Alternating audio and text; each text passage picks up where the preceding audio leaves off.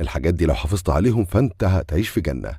الصلاة في ميعادها، الصلاة هي صلتك بالله، وهي أول ما يحاسب عليه العبد يوم القيامة. ورد الذكر وخصوصا الحوقلة والصلاة على النبي صلى الله عليه وسلم والاستغفار.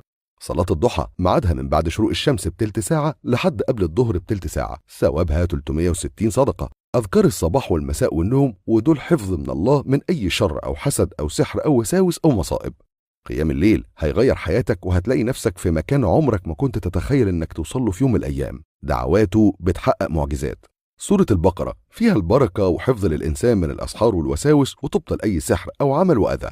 ورد القرآن ولو صفحة بس، وتعود إنك تبدأ بيه يومك عشان يكون في بركة. القرآن ده صاحبك اللي هيستناك في القبر وينوره، ومش هيسيبك يوم القيامة إلا لما يشفع لك ويدخلك الجنة.